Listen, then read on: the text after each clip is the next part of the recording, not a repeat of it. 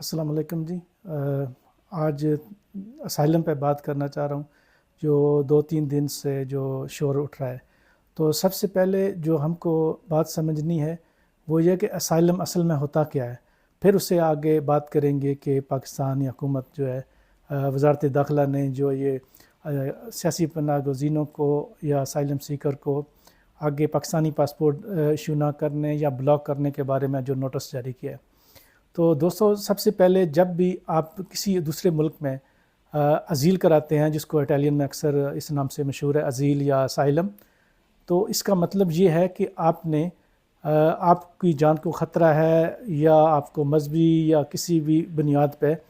آپ اپنے ملک میں محفوظ نہیں ہیں۔ تو جب آپ یہ ذہن میں رکھیں، جب آپ یہ سٹیٹس یا یہ کلیم کسی بھی ملک میں کریں تو اپنے ملک کے خلاف کرتے ہیں۔ اس میں آپ کو حکومت سے بھی، ریاستی کسی ادارے سے بھی، ذاتی وجوہات یا کسی مذہبی یا کسی اور گروہ سے بھی خطرہ ہو سکتا ہے۔ تو یہ ایک ایسی چیز ہے جو آپ اپنے ملک کے خلاف، اپنے ملک کے نظام کے خلاف وہ لیتے ہیں۔ تو اٹلی میں خاص طور پہ ہم بات کریں کہ پچھلے جو 2015 کے بعد جب سے یہ شام کا حالات خراب ہوئے تھے تو بارڈرز تھوڑے نرم ہوئے، تو یونان سے آگے بہت سے ہزاروں لاکھوں لوگ آئے ہیں پچھلے کچھ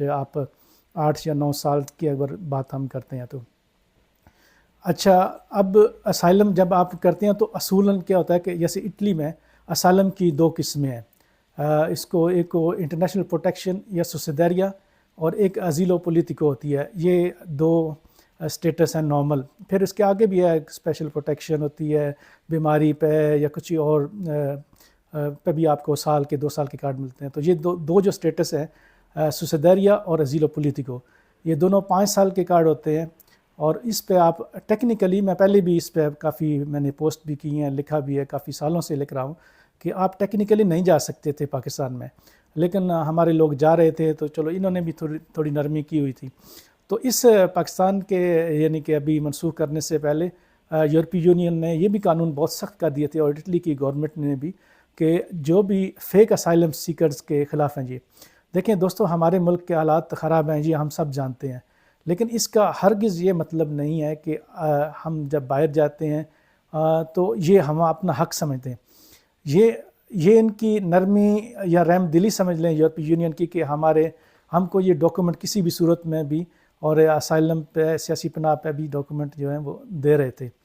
تو اب اگر ہم یہ ڈاکومنٹ لیتے ہیں تو اس کے لیے پھر ذہنی طور پر آپ کو تیار بھی ہونا چاہیے کہ اس پہ آپ اپنے ملک جا بھی نہیں سکتے، اور اس کے لیے پھر آپ نے پاکستانی پاسپورٹ کی ضرورت بھی نہیں ہے، کیونکہ اگر یہ آپ نے سوچ لیا کہ میں نے اسائلم لینا ہے تو پھر آپ ذہنی طور پہ یہ بھی تیار رہیں کہ آپ اپنے ملک میں اس بیس کے ڈاکومنٹ پہ نہیں جا سکتے۔ آپ جاتے تھے، ہاں بالکل، لوگ جا رہے تھے اور واپس بھی آ رہے تھے اور ازیلوں پہ بھی آ رہے تھے، لیکن آپ نے دیکھا کچھ عرصے سے گورنمنٹ نے جو بین سخت کیا ہے، اب جو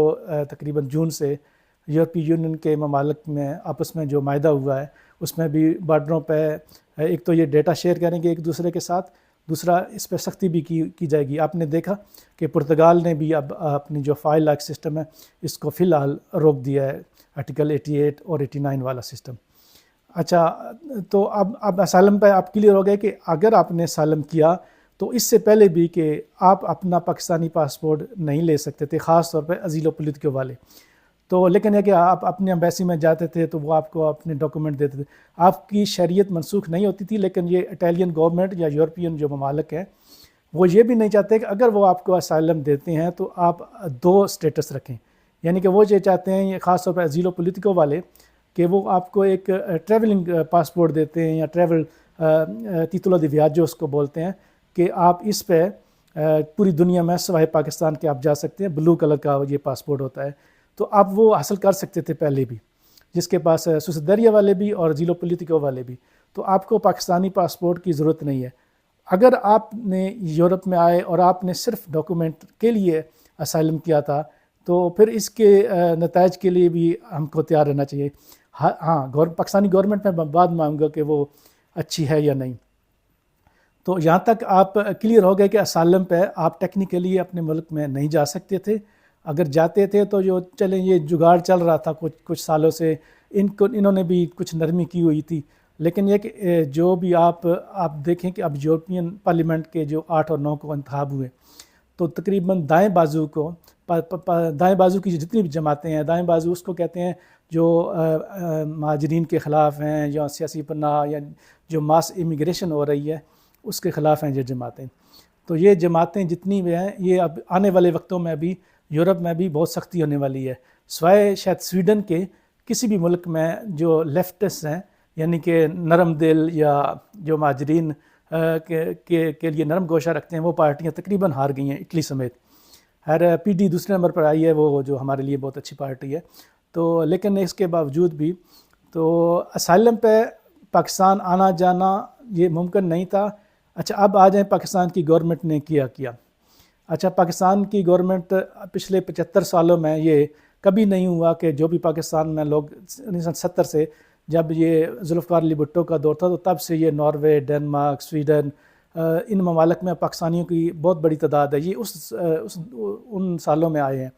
اب تو اس کے بعد آپ نے دیکھا کہ ڈنمارک، ناروے، اس پہ میں بھی انشاءاللہ ویڈیو بھی بناؤں گا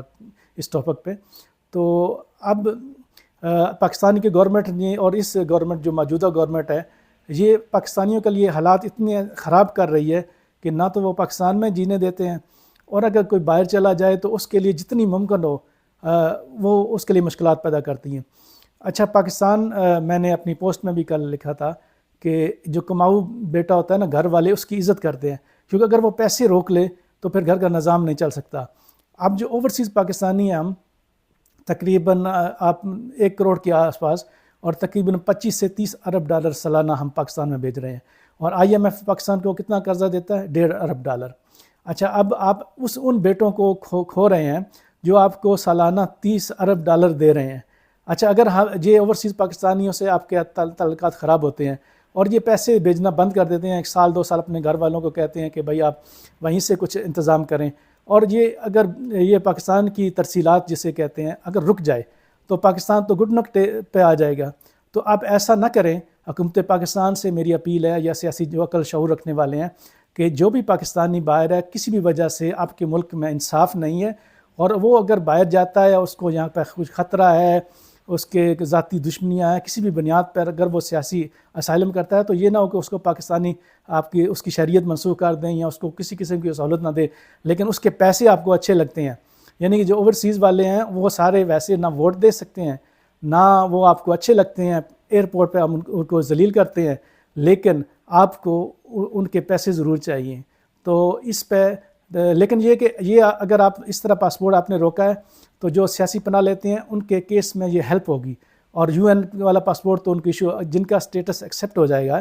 تو ان کے لیے ایک بلو پاسپورٹ جس کو ٹریولنگ ڈاکومنٹ کہتے ہیں اس پہ سوائے پاکستان کے دنیا پوری میں آپ گھوم سکتے ہیں. تو دنیا یہاں ختم نہیں ہوگی، نظام چلتا رہے گا لیکن اس حکومت نے یہ اپنا جو نام ہے نا وہ سیاہ حروفوں میں لکھا دیا ہے اور یہ ایک مارشل لا اور ایک ڈکٹیٹر والا ثبوت دیا ہے کہ پاکستانی جو عوام ہیں ان کو جتنی مشکلات یہ دے سکتے تھے اتنی دی ہیں. تو گھبرانے کی ضرورت نہیں ہے، انشاءاللہ حالات اچھے ہوں گے. ان سے بھی بڑے بڑے آئے تھے وہ بھی دنیا سے چلے گئے، بڑے بڑے آئے جو بڑے اپنے آپ کو عقل مند سمجھتے ہیں، جو عوام کو تنگ کر کے خوش ہوتے ہیں. لیکن انشاءاللہ تو جتنے بھی اوورسیز پاکستانی ہیں جو یہ آپ نے سنا اس پہ اتنی پریشان ہونے کی ضرورت نہیں ہے انشاءاللہ. ہاں لیکن ایک میں بات ضرور کروں گا، اگر جو پاکستان سے باہر آنے والے ہیں، نئے آنے والے ہیں، اگر آپ کوئی ہنر سیکھیں، کوئی لیگل طریقہ استعمال کریں، ممکنات ہیں. آپ یہ مت سوچیں کہ ایک بندہ جو مڈل پاس ہے یا اس کے پاس ہنر بھی نہ ہو تو ہر جگہ اس کو ورک پرمٹ ملے گا. ہر چیز کی ایک اس کی قیمت ہوتی ہے، اس کی ایک اہمیت ہوتی ہے. ہر انسان ہر جگہ کے لیے نہیں ہوتا. تو آپ میں اگر ابیلٹی ہو، ممکنات ہیں، لیگل طریقے استعمال کریں، غیر قانونی طریقوں سے بچیں. اپنی جان کو اور اپنے والدین کے پیسے کو ضائع بھی مت کریں، میں اس طرح بھی یہی کہوں گا. لیکن اگر کوئی بندہ پاکستان سے باہر آ جائے اور اس کو مسئلہ بھی ہو پاکستان میں، اس کی خاندانی دشمنی ہو یا کسی بھی وجہ سے، اب تو حکومت نے خود ایسے اقدامات کیے ہیں کہ پوری دنیا میں اس کا نام بدنام ہو رہا ہے اور پاکستانی اب اور اسائلم کے لیے جو ہے وہ ایلیجیبل ہو جائیں گے اور اس میں اسائلم کے کیس میں بھی مضبوط ہوں گے کیونکہ پاکستان میں اظہار رائے کی آزادی نہیں ہے. وہاں تو آپ لوگوں کو حج پہ بھی جانے نہیں دے رہے. آپ نے دیکھا عمران ریاض خان کو ابھی حج بھی نہیں کرنے دیا. یہ تو شاید جو ظالم سے ظالم حکمران ہوتے ہیں نا، جو غیر مسلم حکومتیں ہیں وہاں رہنے والے مسلمانوں کو بھی یہ مشکلات نہیں ہوں گی. جو پاکستان میں حکومت جو ہے وہ نہ دین نہ دنیا کسی کو بھی نہیں چھوڑ رہی. تو انشاءاللہ حالات صحیح ہوں گے. اللہ حافظ.